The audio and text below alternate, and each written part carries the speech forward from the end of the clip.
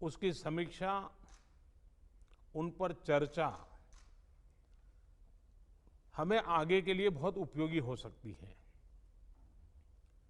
आज की इस चर्चा में मुझे भी आपसे काफी कुछ जानने का अवसर मिलेगा।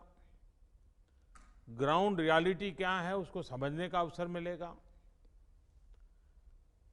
आज की चर्चा के निकले पॉइंट्स, आपके सुझाव देश को आगे की रणनीति बनाने में अवश्य मदद करेंगे। साथियों, किसी भी संकट से निपटने के लिए टाइमिंग का बहुत महत्व होता है। सही समय पर लिए गए फैसलों ने देश में कोरोना संक्रमण को नियंत्रित करने में बहुत मदद की है।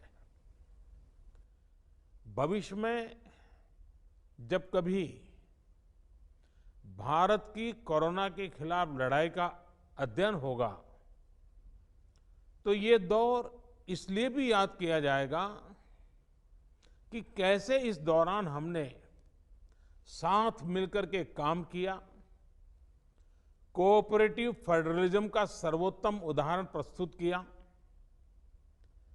साथियों, जब कोरोना दुनिया के अनेक देशों में चर्चा का विषय भी नहीं बना था, तब भारत ने इससे निपटने के लिए तैयारियां शुरू कर दी थी, फैसले लेने शुरू कर दिए थे। हमने एक एक भारतीय की जिंदगी को बचाने के लिए दिन रात मेहनत की है। बीते हफ्तों में हजारों की संख्या में हमारे भारतीय भाई बहन विदेश से अपने वतन वापस लौटे हैं। बीते हफ्तों में लाखों की संख्या में प्रवासी श्रमिक अपने अपने गांव पहुंचे हैं। रेल, रोड, एयर, सी सारे मार्ग करीब करीब अब खुल चुके हैं। लेकिन इसके बावजूद, हमारी इतनी जनसंख्या होने के बावजूद भारत में कोरोना संक्रमण उस जैसा विनाशकारी प्रभाव नहीं दिखा पाया जो दुनिया के और देशों में कोरोना ने आफत पैदा की है। दुनिया के बड़े बड़े एक्सपर्ट्स, हेल्थ के जानकार, लॉकडाउन और भारत के लोगों द्वारा दिखाए गए अनुशासन की आज भारी चर्चा हो रही है। आज भारत में रिकवरी रेट 50% से ऊपर चला गया है। आज भारत दुनिया के उन देशों में अग्रणी है जहां कोरोना संक्रमित मरीजों का जीवन बच रहा है। कोरोना से किसी की भी मृत्यु दुखद है। हमारे लिए किसी एक भारतीय की भी मृत्यु असहज करने देने वाली है। लेकिन ये भी सच है कि आज भारत दुनिया के उन देशों में है जहां कोरोना की वजह से सबसे कम मृत्यु हो रही है। अब अनेक राज्यों के अनुभव आज आत्मविश्वास जगाते हैं कि भारत कोरोना के इस संकट में अपने नुकसान को सीमित करते हुए आगे बढ़ सकता है, अपनी अर्थव्यवस्था को तेजी से संभाल सकता है। साथियों, बीते 2 हफ्ते के अनलॉक 1 ने हमें एक बड़ा सबक ये भी दिया है कि अगर हम नियमों का पालन करते रहें, सारे दिशा निर्देशों को मानते रहे, तो कोरोना संकट से भारत को कम से कम नुकसान होगा। इसलिए मास्क या फेस कवर, उस पर बहुत ज्यादा जोर देना अनिवार्य है, आवश्यक है। बिना मास्क या फेस कवर के घर से बाहर निकलने की अभी कल्पना करना भी सही नहीं है। ये जितना खुद उस व्यक्ति के लिए खतरनाक है, उतना ही उसके आसपास के लोगों के लिए भी।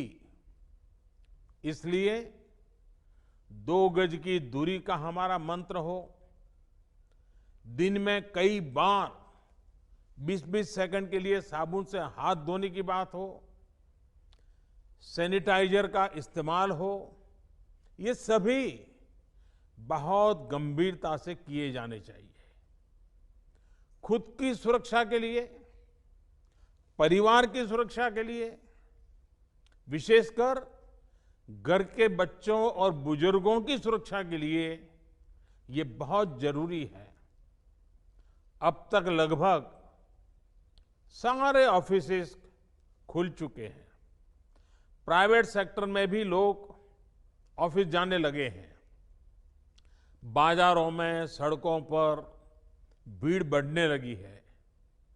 तो ये सारे उपाय ही कोरोना को तेजी से फैलने से रोकने में मददगार होंगे।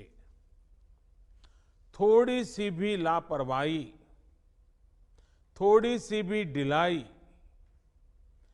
अनुशासन में कमी कोरोना के खिलाफ हम सभी की लड़ाई को कमजोर करेगा।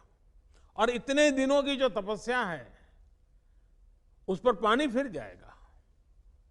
हमें इस बात का हमेशा ध्यान रखना है कि हम कोरोना को जितना रोक पाएंगे, उसका बढ़ना जितना रोक पाएंगे, उतना ही हमारी अर्थव्यवस्था खुलेगी, हमारे दफ्तर खुलेंगे, मार्केट खुलेंगे, ट्रांसपोर्ट के साधन खुलेंगे और उतने ही रोजगार के नए अवसर भी बनेंगे। साथियों, आने वाले दिनों में अलग अलग राज्यों में इकोनॉमिक एक्टिविटी का जिस तरह विस्तार होगा, उससे मिले अनुभव दूसरे राज्यों को भी बहुत लाभ पहुंचाएंगे। बीते कुछ हफ्तों के प्रयासों से हमारी अर्थव्यवस्था में ग्रीन शूट्स दिखने लगे हैं। पावर कंजम्पशन जो पहले घटता जा रहा था, वो अब बढ़ना शुरू हुआ है। इस साल मई में फर्टिलाइजर की सेल बीते साल मई की अपेक्षा 2 गुनी हुई है। इस बार खरीफ की बुआई बीते साल की अपेक्षा करीब 12-13% ज्यादा हुई है। 2 व्हीलर्स का प्रोडक्शन लॉकडाउन से पहले के स्तर का करीब करीब 70% तक पहुंच चुका है। रिटेल में डिजिटल पेमेंट भी लॉकडाउन से पहले की स्थिति में पहुंच चुका है। इतना ही नहीं, मई में टोल कलेक्शन में बढ़ोतरी होना इकोनॉमिक एक्टिविटी में वृद्धि को दिखाता है। लगातार 3 महीने तक एक्सपोर्ट में कमी के बाद जून में एक्सपोर्ट फिर से बाउंस बैक करके पिछले साल के प्री कोविड पीरियड में पहुंच गया है। ये तमाम संकेत है जो हमें प्रोत्साहित कर रहे हैं, आगे बढ़ने के लिए प्रेरित कर रहे हैं।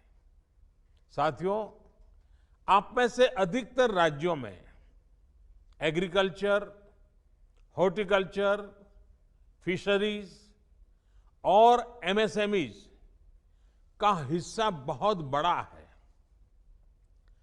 आत्मनिर्भर भारत अभियान के तहत बीते कुछ दिनों से इन तमाम सेक्टर्स के लिए अनेक प्रावधान किए गए हैं। एमएसएमईज को सपोर्ट करने के लिए अनेक फैसले हाल में लिए गए हैं। समयबद्ध तरीके से एमएसएमईज को बैंक से क्रेडिट दिलाने का प्रयास हो रहा है। 100 करोड़ रुपए तक के टर्नओवर वाले उद्योगों को 20% अतिरिक्त क्रेडिट के ऑटोमेटिक इंक्रीज का लाभ दिया गया है। अगर हम बैंकर्स कमिटीज के माध्यम से ये सुनिश्चित करेंगे कि उद्योगों को तेजी से क्रेडिट मिले तो वो जल्द से जल्द काम शुरू कर पाएंगे, लोगों को रोजगार दे पाएंगे। साथियों, हमारे यहां जो स्मॉलर फैक्ट्रीज हैं उन्हें गाइडेंस की, हैंड होल्डिंग की बड़ी जरूरत है। मुझे पता है आपके नेतृत्व में इस दिशा में काफी काम हो रहा है। ट्रेड और इंडस्ट्री अपनी पुरानी रफ्तार पकड़ सकें, इसके लिए वैल्यू चेन्स पर भी हमें मिलकर काम करना होगा। राज्यों में जहां कहीं भी स्पेसिफिक इकोनॉमिक एक्टिविटी पॉइंट्स हैं, वहां 24 घंटे काम हो, सामानों की लोडिंग अनलोडिंग तेजी से हो, एक शहर से दूसरे शहर तक सामान जाने में स्थानीय स्तर पर किसी तरह की दिक्कत ना हो, तो इकोनॉमिक एक्टिविटी और तेजी से बढ़ेगी। साथियों, किसान के उत्पाद की मार्केटिंग के क्षेत्र में हाल में जो रिफॉर्म्स किए गए हैं, उससे भी किसानों को बहुत लाभ होगा। इससे किसानों को अपनी उपज बेचने के लिए नए विकल्प उपलब्ध होंगे, उनकी आय बढ़ेगी और खराब मौसम के कारण, स्टोरेज के अभाव के कारण उनको जो नुकसान होता था उसे भी हम कम कर पाएंगे। जब किसान की आय बढ़ेगी तो निश्चित रूप से डिमांड भी बढ़ेगी और राज्य की अर्थव्यवस्था की गति भी बढ़ेगी। विशेष तौर पर नॉर्थ ईस्ट और हमारे आदिवासी इलाकों में फार्मिंग और हॉर्टिकल्चर, इसके लिए अनेक अवसर बनने वाले हैं। ऑर्गेनिक प्रोडक्ट्स हो, बाम्बू प्रोडक्ट्स हो, दूसरे ट्राइबल प्रोडक्ट्स हो, उनके लिए नए मार्केट का द्वार खुलने वाला है। लोकल प्रोडक्ट के लिए जिस क्लस्टर बेस्ड रणनीति की घोषणा की गई है, उसका भी लाभ हर राज्य को होगा। इसके लिए जरूरी है कि हम हर ब्लॉक, हर जिले में ऐसे प्रोडक्ट्स की पहचान करें जिनकी प्रोसेसिंग या मार्केटिंग करके एक बेहतर प्रोडक्ट हम देश और दुनिया के बाजार में उतार सकते हैं। साथियों, बीते दिनों आत्मनिर्भर भारत अभियान के तहत जितनी भी घोषणाएं की गई हैं, वो एक निश्चित समय सीमा के भीतर जमीन पर उतरे, इसके लिए हमें एकजुट होकर काम करना है। इस पृष्ठभूमि में कोरोना से लड़ाई और इकोनॉमिक एक्टिविटी से जुड़े आपके जो सुझाव हैं, जो तैयारियां हैं, वो जानने के लिए मैं बहुत उत्सुक हूं और मुझे पक्का विश्वास है कि अनुभव के आधार पर आपकी जो बातें आएगी वो आने वाले रणनीति बनाने में बहुत काम आएगी। मैं गृह मंत्री जी से आग्रह करता हूं कि वे आगे की चर्चा का संचालन करें